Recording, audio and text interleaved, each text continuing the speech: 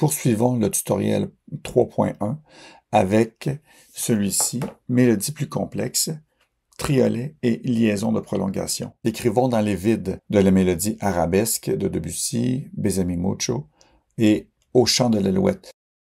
Dans arabesque, nous allons écrire avec des triolets de croche. Vous cliquez sur le silence, allez dans la barre d'outils en haut, choisir le symbole de division régulière, c'est un symbole de triolet, et sélectionner triolet. Une fois la sélection faite dans la partition, vous pouvez choisir le crayon, bien sûr la croche, et ensuite écrire. Mais au lieu d'écrire tout de suite, nous devrions copier les triolets de croche puisqu'ils se répètent 4 autres fois dans la pièce de Debussy. Alors, sélection, touche R. Ensuite, vous pouvez écrire.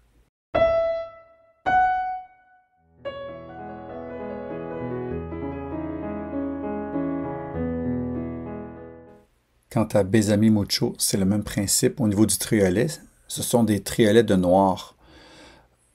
Donc, quand c'est une blanche qui est sélectionnée, aussitôt qu'on sélectionne le triolet, ça devient 3 noirs en triolet. J'écris Ré, Mi, Fa.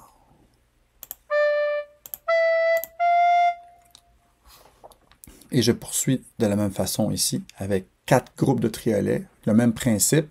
Dans la situation où on a une pause, on doit absolument la diviser en deux, en demi-pause, pour que ça fonctionne. En cliquant sur blanche. Ainsi, lorsque nous sélectionnons notre triolet, ça devient des triolets de noir. Et après ça, on pourrait par exemple écrire les notes tout de suite et copier les notes et changer les hauteurs après.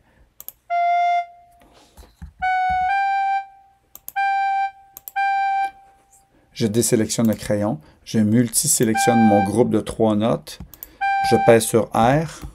Après ça, je change la hauteur des notes. C'est facile parce que c'est la même note répétée à chaque fois.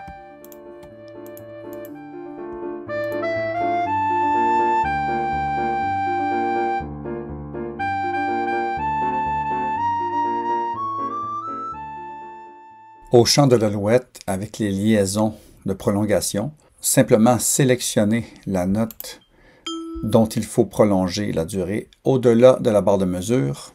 L'outil de liaison de prolongation dans la barre d'outils en haut. Encore une fois, les touches clavier sont toujours intéressantes quand c'est très souvent utilisé. Alors, T ou bien le symbole ici. Je préfère le raccourci clavier. T, ça va très vite comme ça.